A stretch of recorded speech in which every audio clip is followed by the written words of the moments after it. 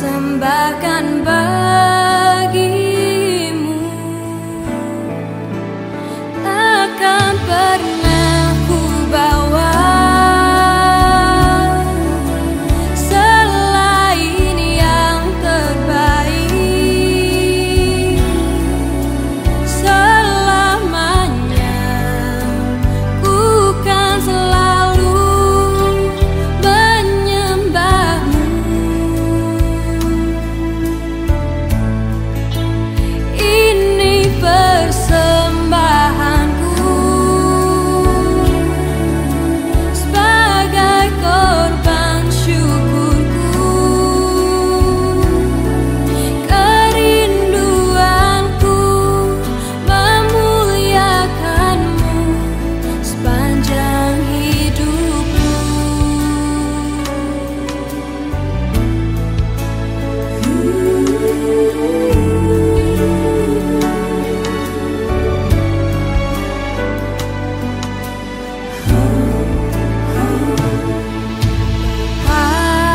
Dan Rajaku, ku mengasihimu. Inilah hidupku, ku persembahkan bagimu. Takkan pernah ku bawa selain yang terbaik. Selamanya ku kan selalu menyembahmu. Ini persembahanku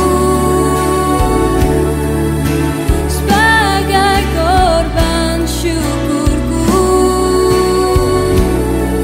kerinduanku memuliakanmu sepanjang hidupku.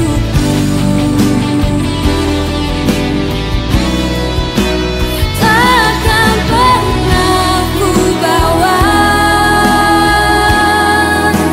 selain yang terbaik. Selamanya ku kan selalu menyembahmu. Ini persembahanku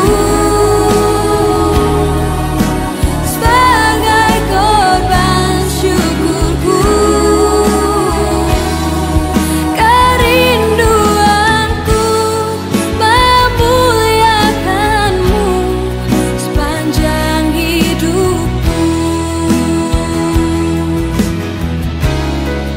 Kerinduanku memuliakanmu sepanjang hidupku.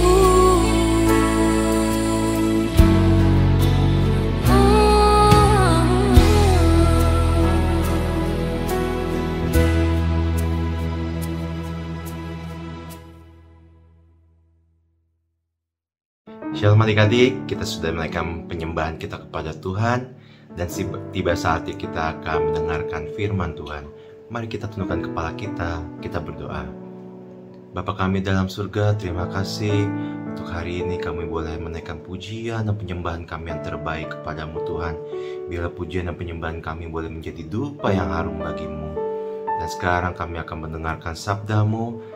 Berbicaralah kepada kami ya Tuhan, biarlah firman-Mu ini dapat menjadi pelita bagi kaki kami, terang bagi jalan kami, sehingga kami dapat menjadi terang-Mu, menjadi saksi-Mu dimanapun kami berada. Terima kasih Tuhan, hanya di dalam nama Tuhan Yesus Juru Selamat kami berdoa dan mengucap syukur. Haleluya, amin. Nah adik-adik, tema renungan Kak Charles pada pagi hari ini adalah persembahan. Mari kita baca firman Tuhan yang diambil dari 2 Korintus 9 ayat 6 sampai 8. 2 Korintus 9 ayat 6 sampai 8. dengan judul perikop memberi dengan sukacita membawa berkat. Demikianlah firman Tuhan. Camkanlah ini, orang yang menabur sedikit akan menuai sedikit juga, dan orang yang menabur banyak akan menuai banyak juga. Hendaklah masing-masing memberikan menurut kerelaan hatinya, dan jangan dengan sedih hati atau karena paksaan. Sebab Allah mengasihi orang yang memberi dengan sukacita, dan Allah sanggup melimpahkan segala kasih karunia kepada kamu, supaya kamu senantiasa berkecukupan di dalam segala sesuatu, dan malah berkelebihan di dalam berbagai kebajikan. Nah adik-adik, ada sebuah cerita tentang seorang anak yang bernama Budi. Ketika dia mau pergi ibadah para remaja, ibunya memberikan uang selembar 10.000 dan selembar 5.000 rupiah. Ibu Budi mengatakan kepada Budi, "Budi, yang 10.000 ini kamu berikan untuk persembahan gereja, sedangkan yang 5.000 nanti kamu boleh pakai untuk jajan setelah ibadah." Nah, lalu Budi pergi dan ikut ibadah pra remaja, dan pulang ke rumah, sang ibu bertanya kepada Budi, "Budi, bagaimana? Tadi kamu sudah berikan persembahanmu?" "Sudah, Bu." "Kamu kasih yang 10.000 kan?" "Enggak, Bu. Aku kasihnya yang 5.000. "Loh, kenapa?" "Tadi kakak gurunya bilang kita harus memberikan dengan kerelaan hati. Aku relanya memberikan yang 5.000, jadi yang 10.000 aku pakai untuk jajan setelah ibadah, Bu." Ibunya hanya bisa geleng-geleng kepala ya adik-adik. Nah adik-adik, inilah kadang-kadang ini juga menggambarkan diri kita gitu. Ketika kita memberikan persembahan kepada Tuhan, kita asal-asalan, kita tidak punya motivasi yang baik gitu adik-adik ya, tidak punya motivasi yang benar di hadapan Tuhan ya. Sekarang ini ada begitu banyak macam motivasi ketika orang memberikan persembahan. Mulai dari memberikan persembahan karena ini sebuah kewajiban, atau memberikan persembahan juga karena kadang kita malu oleh orang-orang sebelah kita yang sudah memberikan persembahan. Nah jadi nggak heran jika banyak anak Tuhan yang akhirnya memberikan persembahan bukan karena sukacita atau karena bersyukur atas anugerah yang Tuhan sudah berikan, melainkan memberikan persembahan dengan motivasi dari dirinya sendiri gitu adik-adik ya. Tetapi kita harus ingat bahwa Tuhan bisa melihat kedalaman hati kita. Tuhan bisa melihat motivasi kita ketika kita memberikan persembahan kepada Tuhan. Nah adik-adik, sebagaimana firman Tuhan juga mengajarkan, dasar pemberian orang Kristen atau anak-anak Tuhan kepada Tuhan adalah karena atas dasar kasih Allah, di mana dikatakan 1 Yohanes 4 ayat 19 ya, kita mengasihi karena Allah lebih dulu mengasihi kita. Jadi adik-adik kita harus ingat bahwa Tuhan lebih dulu mengasihi kita. Ia telah mengorbankan anaknya yang tunggal, yaitu Yesus Kristus, untuk menebus dosa kita, mengampuni segala kesalahan kita, supaya kita memperoleh hidup yang kekal, kita memperoleh anugerah yang luar biasa dari Tuhan Yesus Kristus.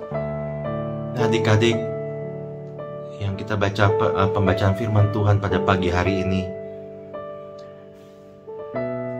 kita sering mendengar ya ayat 6 dan ayat 7 tadi ya, sebagai pengantar untuk persembahan di gereja gitu ya. Tetapi sejauh manakah kita mengerti pembacaan firman Tuhan pada pagi hari ini? Kalau kita baca tadi di ayat 6, dikatakan, "Camkanlah ini, orang yang menabur sedikit akan menuai sedikit juga, dan orang yang menabur banyak akan menuai banyak juga." Ini seolah-olah seperti suatu ancaman buat kita ya adik-adik, bahwa kalau kita menabur sedikit, kita akan menuai sedikit. Demikian juga kalau kita menabur banyak, kita akan menuai banyak. Nah ini yang menjadi bisa menjadi motivasi yang salah ya. Ketika kita memberikan persembahan, kita mau memberikan persembahan yang banyak dengan motivasi supaya Tuhan memberkati kita lebih banyak lagi ya. Padahal bukanlah demikian arti dari ayat ini ya adik-adik. Jadi bukan masalah besar atau kecil persembahan kita, tetapi yang Tuhan mau lihat adalah motivasi kita. Tuhan mau lihat isi hati kita ketika kita memberikan persembahan kepada Tuhan. Sikap hati kita ya, seperti yang dijelaskan tadi di ayat 7. Nah, kalau kita baca di ayat 7, hendaklah masing-masing memberikan menurut kerelaan hatinya, dan jangan dengan sedih hati atau karena paksaan. Sebab Allah, ingat ini adik-adik, mengasihi orang yang memberi dengan sukacita. Amin. Nah, jadi kita harus punya sikap yang benar adik-adik ketika kita memberikan persembahan. Kita harus memberikan persembahan dengan kerelaan hati. Kita harus memberikan persembahan dengan sukacita. Nah, tapi seringkali ketika kita memberikan persembahan, kita bukan hanya uang ya adik-adik, mungkin waktu, tenaga kita suka hitung-hitungan dengan Tuhan. Sehingga akhirnya kita sulit untuk memberikan yang terbaik buat Tuhan. Kita selalu merasa kurang ketika kita mau memberikan persembahan kepada Tuhan. Nah, ayat tadi juga katakan kita jangan memberikan persembahan dengan hati yang sedih dan juga karena paksaan. Ya, mungkin banyak dari anak-anak Tuhan terpaksa memberi karena takut tidak diberkati Tuhan. Mungkin terpaksa karena ini seperti iuran yang wajib gitu ya ketika datang ke gereja. Ya, akibatnya bukan yang terbaik yang kita berikan. Malah kita ya seperti Cita Budi tadi ya. Ibunya sudah memberikan 10.000 untuk persembahan, malah Budi pakai untuk jajan, dan 5.000-nya yang si Budi berikan untuk persembahan. Dia tidak memberikan yang terbaik buat Tuhan. Dia hitung-hitungan dengan Tuhan. Nah, adik-adik, kita harus ingat ketika kita memberikan persembahan kepada Tuhan, kita berikan dengan sukacita dan kerelaan hati. Dan pastilah firman Tuhan tadi katakan, Tuhan akan mengasihi kita dan Tuhan akan memberkati kita. Kita harus ingat ya adik-adik, bahwa segala yang kita miliki itu semua berasal daripada Tuhan. Tuhan adalah sumber segala sesuatunya. Nah, bayangkan ketika Tuhan mungkin mengambil apa yang Tuhan percayakan kepada kita. Kita tidak memiliki apapun, semua harta benda kita, uang dan segala macam. Itu semua kita harus ingat, itu semua adalah pemberian dari Tuhan. Nah, adik-adik, jadi ingat ya, sikap hati kita yang penting, kerelaan hati, sukacita ketika kita memberi kepada Tuhan. Nah, jadi Kak Charles ingin menekankan dua hal ya ketika kita memberi persembahan kepada Tuhan. Jadi yang pertama tadi, memberi dengan kerelaan hati. Sebagai kita harus memberi dengan kerelaan hati sebagai pengakuan kita ya, bahwa apa yang kita miliki adalah pemberian Tuhan semata-mata ya. Nah, seperti yang kita bisa baca di Lukas 21 ayat 1-4, persembahan seorang janda miskin. Dikatakan ketika Yesus mengangkat mukanya, ia melihat orang kaya memasukkan persembahan mereka ke dalam peti persembahan. Ia melihat juga seorang janda miskin memasukkan 2 pesek ke dalam peti itu. Lalu ia berkata, aku berkata kepadamu, sesungguhnya janda miskin ini memberi lebih banyak daripada semua orang itu, sebab mereka memberi persembahannya dari kelimpahannya, tetapi janda ini memberi dari kekurangannya, bahkan ia memberi seluruh nafkahnya. Nah, adik-adik, bukan masalah besar atau kecil ya, tetapi seperti janda miskin ini, dia memberikan dengan kerelaan hati. Dia tahu bahwa segala yang dimiliki adalah miliknya Tuhan, maka dia persembahkan yang terbaik untuk Tuhan.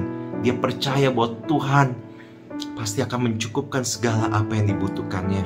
Tuhan akan memelihara dia, memberkati dia ya. Nah, yang kedua adik-adik, kita harus memberi dengan sukacita sebagai ucapan syukur kita atas apa yang telah Tuhan lakukan dalam hidup kita, atas kasih karunia, atas anugerah yang Tuhan telah berikan kepada kita. Nah, sebagai contoh adik-adik ingat ya cerita tentang Zakeus di dalam Lukas 19 ayat 1-10, nanti adik-adik bisa baca di rumah. Nah, dikatakan di situ ada seorang yang bernama Zakeus, seorang pemungut cukai, dan dia seorang yang sangat-sangat kaya. Tetapi waktu itu dia berusaha untuk melihat seperti apakah Yesus itu, tetapi dia tidak berhasil karena badannya pendek dan orang begitu banyak. Lalu dia memanjat pohon ara untuk melihat Yesus yang akan lewat di situ. Nah, ketika Yesus sampai ke tempat itu, ia berkata kepada Zakheus, "Zakheus, turun, sebab hari ini aku mau datang ke rumahmu." Lalu Zakheus turun dan dia dengan sukacita menerima Tuhan Yesus. Ya. Nah, di ayat 8 dikatakan, ketika Yesus ada di rumah itu, tetapi Zakheus berdiri dan berkata kepada Tuhan Yesus, "Tuhan, setengah dari milikku akan kuberikan kepada orang miskin, dan sekiranya ada sesuatu yang kuperas dari seseorang, akan kukembalikan 4 kali lipat." Nah, lalu Yesus berkata kepadanya, "Hari ini telah terjadi keselamatan kepada rumah ini, karena orang ini pun anak Abraham. Sebab anak manusia datang untuk mencari dan menyelamatkan yang hilang." Nah, adik-adik, Zakheus awalnya adalah orang yang egois. Dia seorang pemungut cukai yang suka memeras orang-orang. Tetapi ketika Yesus datang, ya, hidup Zakheus berubah. Yesus sudah ada di dalam hidup Zakheus, dalam hati Zakheus. Dan Zakheus sudah tidak memikirkan hartanya lagi, karena dia sudah ketemu dengan Tuhan Yesus yang menjadi sumber kehidupan dia gitu ya. Dia tidak menggantungkan dirinya lagi kepada hartanya.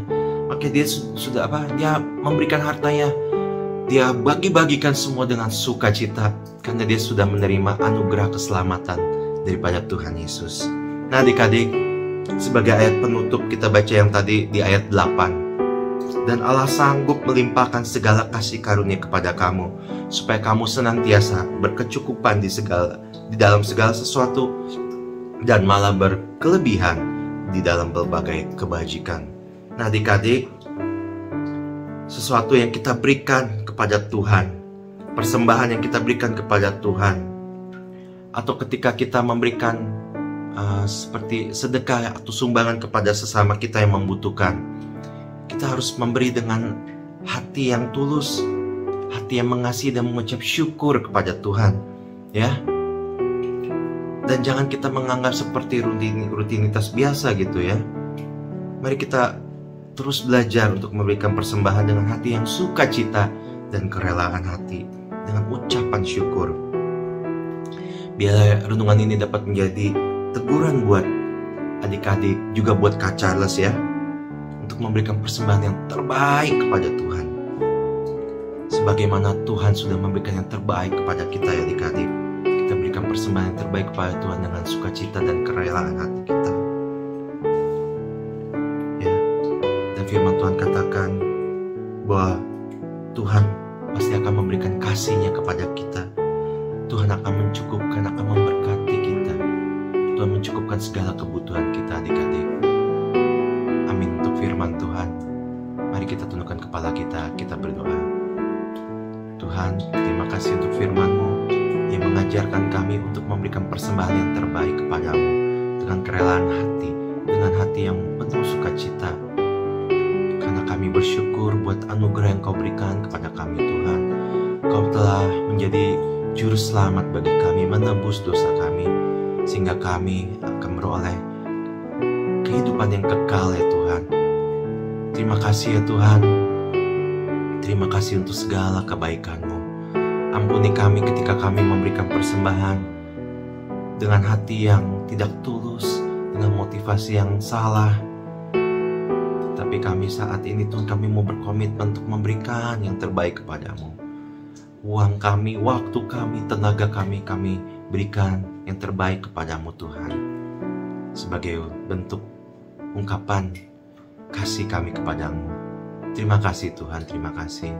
Hanya di dalam nama Tuhan Yesus kami telah berdoa dan mengucap syukur. Haleluya, sama-sama kita katakan amin. Selamat berhari Minggu adik-adik. Tuhan Yesus memberkati.